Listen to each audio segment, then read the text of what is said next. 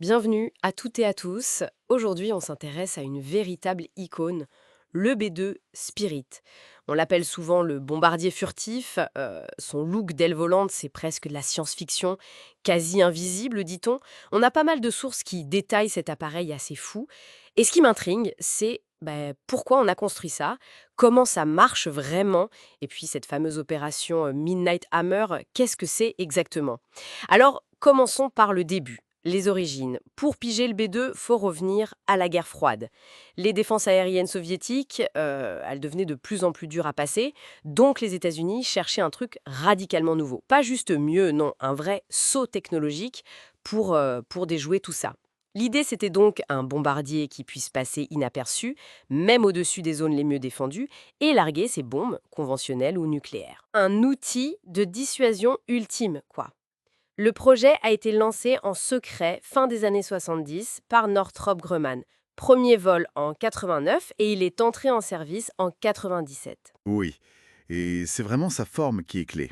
Cette architecture aile volante, sans queue, ça réduit énormément la signature radar. Et puis il y a les matériaux qui absorbent les ondes, des revêtements spéciaux. C'est une vraie prouesse technique, faut le dire. Attendez, les chiffres sont dingues. Plus de 11 000 km d'autonomie sans ravitailler, ça veut dire qu'il décolle du Missouri et il peut aller... Pratiquement n'importe où dans le monde. Ouais, c'est ça, la capacité intercontinentale. Incroyable. Et il embarque 18 000 kilos d'armement.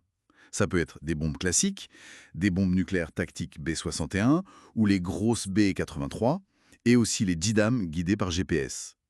Très précis. Mais attention, c'est un club très select. 21 construits au total, et il n'en reste que 20 après un crash en 2008. Et le prix? Astronomique.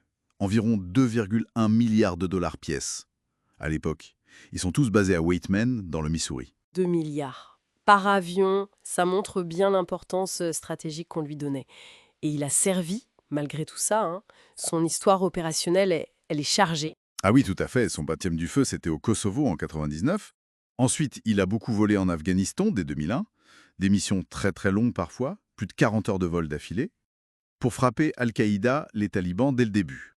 On l'a vu aussi en Irak en 2003, pour le fameux Shock and Awe, en Libye en 2011 contre les défenses aériennes, Syrie en 2017 contre Daesh, et même au Yémen, plus récemment en 2024. Impressionnant. Ça montre qu'il est toujours pertinent.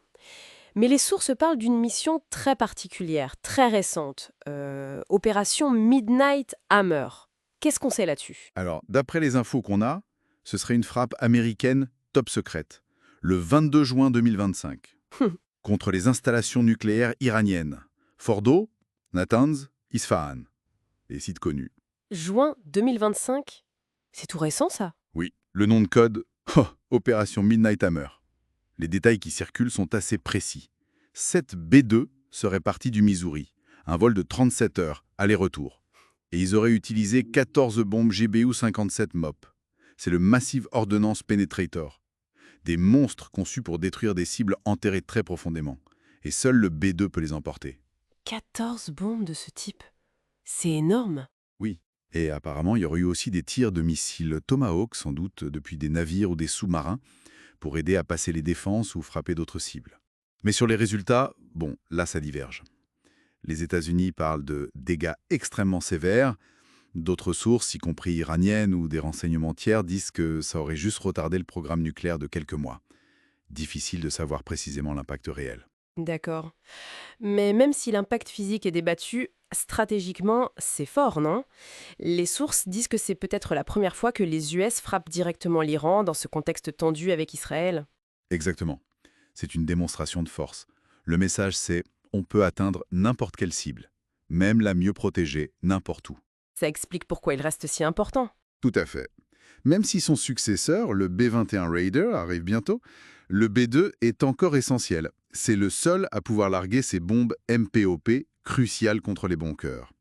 Il reste un symbole de cette capacité de projection furtive. Donc, en résumé, le B2, né pour la guerre froide, a su évoluer. Il reste un pion majeur sur l'échiquier mondial, capable de mener des opérations ultra complexes comme Midnight Hammer. Frapper sans être vu, n'importe où, n'importe quand. C'est sa marque de fabrique. C'est exactement ça. Et ça nous amène à une question de fond pour la stratégie actuelle.